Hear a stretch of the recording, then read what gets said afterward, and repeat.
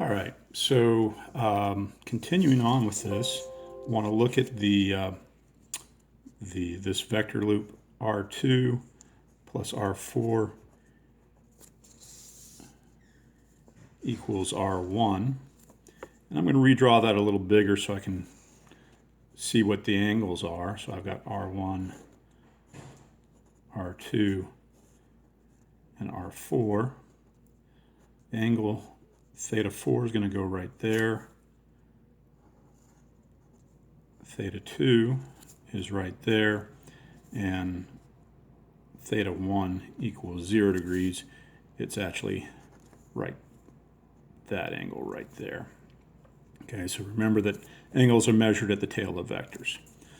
Okay, and so that's what that vector loop is going to look like. And so it's going to be R2 e to the I theta 2 plus R4 e to the I theta 4 equals R1 e to the I theta 1. So that's a type 1 vector, that's a type 4 vector, and that's a type 2 vector.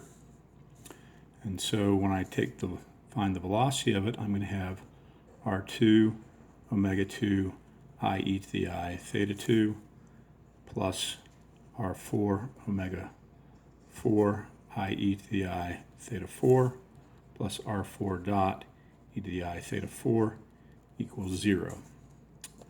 And I'm given an input velocity on link 2, and so I would want to solve for omega 4 and R4 dot in terms of omega 2, which means to solve this, I'm going to multiply by e to the minus I theta 4, which will give me R2 omega 2 I e to the I theta 2 minus theta 4 plus R4 omega 4 I plus R4 dot equals 0. Okay, and so I can take the real part, and that will give me minus R2 omega 2 sine theta 2 minus theta 4 plus R4 dot equals 0.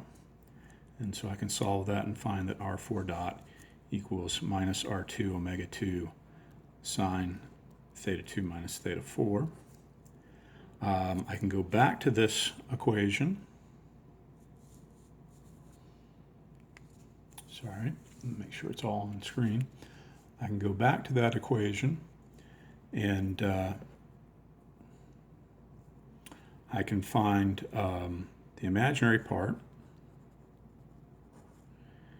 The imaginary part is going to give me the omega term, and so the imaginary part of that is going to be R2 omega 2 cosine theta 2 minus theta 4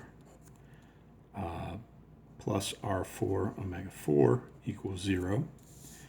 And I can solve that and get omega 4 is equal to R2 over R4 omega 2 cosine theta 2 minus theta 4. Those are equations that I can plug numbers into, and so I'd have to get the lengths and angles off of my diagram, which I will do in a little bit, and that'll show up soon.